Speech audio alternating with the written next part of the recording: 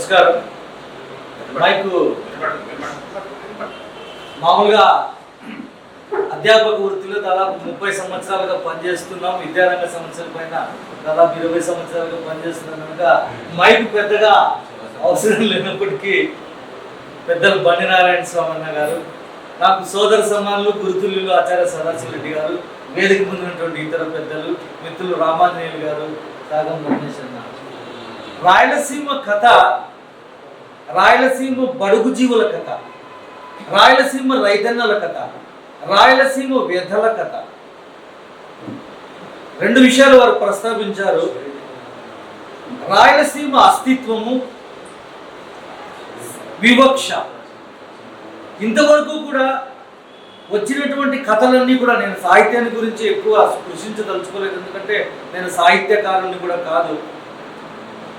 ఒక ధృతరాష్ట్రపు కౌగిలి కథను మనం ఉదాహరణగా తీసుకుంటే, నీళ్లు పయనించి వెళ్తూ ఉంటే వాడుకునేవాడు ఒకడు, అధికారంలోకి వచ్చిన తర్వాత అధికారంలో ఉన్నటువంటి రాయలసీమ నాయకులు, రాయలసీమ నుంచి వచ్చినటువంటి ప్రజాప్రతినిధులు, ముఖ్యమంత్రులు ఎవరైతే ఉన్నారో ఈ రాష్ట్రంలో, రాయలసీమ పెద్దగా చేసింది ఏమీ లేదనేది నా అభిప్రాయం. చేసినా అవి పెద్దగా ప్రయోజనాలు ఇవ్వలేదు. రెండవ వివక్షకు సంబంధించి మాట్లాడితే, వివిధ రకాలైనటువంటి రాజకీయ కారణాలను ఉదాహరణగా తీసుకుంటే, అయ్యా నీకేదో సాహిత్య అకాడమీ రావాలి, అవార్డు రావాలి, లేదా ఇంకొకటి రావాలి అంటే రాయలసీమ రైతన్న కథలు లేదా రాయలసీమ బడుగు జీవుల కథలు రాయి, నీకు అవార్డు వస్తుంది. ఒక పెద్ద ఆయన ఎవరో మాట మాట్లాడుతుంటే, నీకు అవార్డు రావాలంటే ఏం చేయాలంటే, ఒక ఆయన ఒక సినిమా తీసినాడు, ఏది స్లమ్ డాగ్ మిలియనీర్ అని. భారతదేశాన్ని ఎంత దరిద్రంగా చూపిస్తే అంత అవార్డు వస్తుంది. అట్లా ఒక కథా వస్తువుగా రాయలసీమ రైతు యొక్క బాధను, రాయలసీమ రైతు యొక్క వ్యధను, రాయలసీమ ప్రజలు పడుతున్నటువంటి బాధలను ఒక కథా వస్తువు అయ్యి దానికి ఉపయోగపడిందే తప్ప చైతన్యం వెల్లువిరలేదు. పూర్తి స్థాయిలో రాయలసీమ ప్రజలకు న్యాయం జరగదు. ఈరోజు రాయలసీమలో ఉండేటువంటి గ్రామ ప్రాంతాల్లో ఉండేటువంటి గ్రామాల దేవతల యొక్క పండుగలు అయితేనేమి, అక్కడ ఉండేటువంటి మాండలికానికి అయితేనేమి, రాయలసీమ ప్రజల యొక్క అస్తిత్వం కోసం ఏర్పాటు చేసుకున్నటువంటి అనేక రకాలైనటువంటి అంశాలు ఈరోజు భారతదేశంలోనూ ఆంధ్రప్రదేశ్లోనూ మరుగున పడిపోయాయి అనేది నిత్య సత్యం. ఎందుకు అనేది కూడా అన్న చెప్పారు. 52-120. సరే, దీనికి చేయాల్సినటువంటి పని ఏమి అంటే, మనము దీనికి కావాల్సినటువంటి ఒక సమాలోచన జరగాలి. మనం ఎందుకు నష్టపోతున్నాము, ఏ విధంగా నష్టపోతున్నాము, ఈ నష్టాన్ని పూడ్చడానికి ఏం చేయాలి.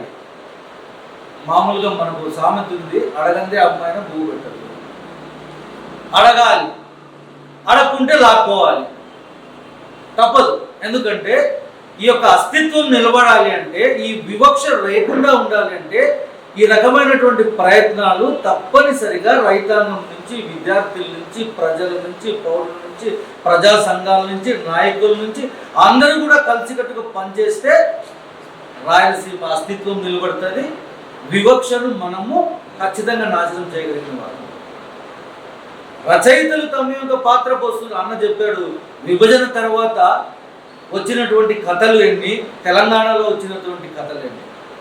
తెలంగాణ ప్రజలు పూర్తిగా వారి అస్తిత్వాన్ని నిలబెట్టడం కోసం, వాళ్ళ మాండలికాన్ని నిలబెట్టేదాని కోసము, లేదా వాళ్ళ యొక్క నిధులు, నియామకాలు, నీళ్ల కోసం పోరాటం చేసేటువంటి పరిస్థితికి వచ్చింది. మనం కూడా ఆ రకమైనటువంటి ఉద్యమ స్ఫూర్తితో పనిచేస్తే తప్ప రాయలసీమ అస్తిత్వం నిలబడదు. ఈ సమయం ఎంతో దూరం లేదు, తొందరగా మేల్కోవాల్సినటువంటి అవసరం ఉన్నది. మనకు కావాల్సినటువంటి నీళ్లు భౌగోళికంగా మనము అన్ని రకాలుగా ఋతుపవనాలు, ఏది కర్నూలు దాటితేనే బలహీన పడతాయి, ఇటు గౌరీబుద్ధుడు దాటితేనే బలహీన పడతాయి. మనకు వచ్చేటప్పుడు వర్షాలు ఉండవు.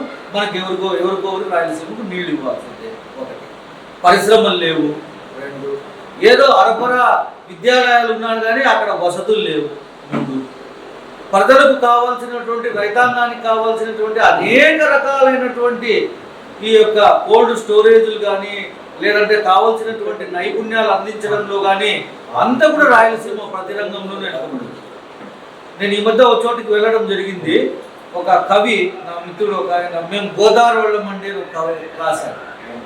మీరు గోదావరి వాళ్ళం అండి మంచిదేనా బాగా రాశారు, మీరు బాగా కడుపు నిండినటువంటి వాళ్ళు, మా కథలు కూడా వినండి, మా వ్యతలు కూడా వినండి. మీరు పూర్తిగా కడుపు నిండినటువంటి రాసేటువంటి మీరు ఆనందం కోసం రాస్తారు, మేము మా యొక్క బాధను వ్యక్తీకరించడానికి కోసం మీ యొక్క కథలను రాస్తాం. మా ప్రాంతంలో మా యొక్క రక్తం నుంచి, మా యొక్క ఆవేశం నుంచి వచ్చినటువంటి కథలు మా యొక్క రాయలసీమలో ఉంటాయని చెప్పారు. కాబట్టి మిత్రులారా, మన మిత్రుడు రామాంజనేయులు గారు ముందడుగు వేశారు. అలాగే మా సదాశివరెడ్డి గారు కూడా ఒకడు సమైక్యాంధ్రలో దాదాపు ఆమరణ నిరాహార దీక్షకు పోతే, విశాఖపట్నంలో కూర్చొని ఆమరణ నిరాహార దీక్షకు పోతే మా యూనివర్సిటీకి ఒక ఇంటెలిజెన్స్ టీం వచ్చింది. ఏమంటే ఆయన ఏమన్నా ఒక నక్సలైటా, ఆయన ఎందుకు ఆమరణ నిరాహార దీక్షకు కూర్చున్నాడు, ఆయన ఎక్కడి ప్రాంతానికి సంబంధించిన వాడు, ఇంటెలిజెన్స్ వాళ్ళు మా దగ్గరికి వచ్చి నన్నే వచ్చాడు ఆయన మిత్రుడు కనుక. అయ్యా ఈ రాష్ట్రం నష్టం పోతే ఏ విధంగా ఈ యొక్క మొత్తం రాయలసీమ నష్టం అవుతుందో దానికోసమని వారు అక్కడ నిరాహార దీక్ష కూర్చోవడం జరిగింది. అంతే తప్ప మాకు ఏ పార్టీతోనూ ఏ రాజకీయంతోనూ సంబంధం లేదు అని చెప్పి ఆ రోజు మాట్లాడారు.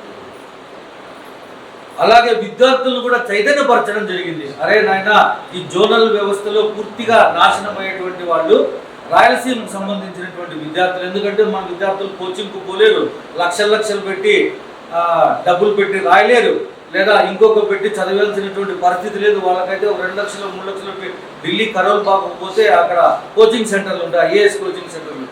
ఏ ఊరు బాబు నీదండి, నాది అమలాపురం అండి, నాది రాజమండ్రి అండి, ఎవరో నాది కడప, నాది పులివెందులో లేదా అనంతపురం, నాది పెనుగొండ చెప్పేవాళ్ళు తక్కువ మంది కనపడతారు.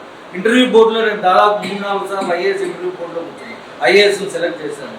గంధం చంద్రుడు వచ్చినాడు, ఆయన ఏ ఊరు నీది అని, ఆయన కర్నూలు దగ్గర పల్లె సార్ అంటే ఆయన మాండలికము, ఆయన భాష చెప్పేటప్పటికి నాకు ఆనందమైంది. నేను అప్పుడు సెలెక్ట్ చేయడం జరిగింది ఆయన గంధం చంద్రుడు గారు. నేను అప్పుడు బోర్డులో ఎక్కడ మంది గమనిస్తా అంటే 100 మంది వస్తే 2-3 రాయలసీమ నుంచి వచ్చేటువంటి పరిస్థితి.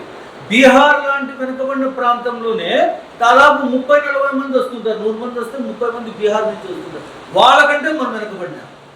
కాబట్టి పెద్దలు ఇంతకుముందు అందరూ చెప్పినట్టు చైతన్యం కావాలి, అస్తిత్వాన్ని నిలబెట్టుకోవాలి, వివక్షను ఎదుర్కోవాలి. కాబట్టి వీటన్నిటికీ కూడా మనం కలిసికట్టుగా పనిచేస్తామని. జై రాయలసీమ.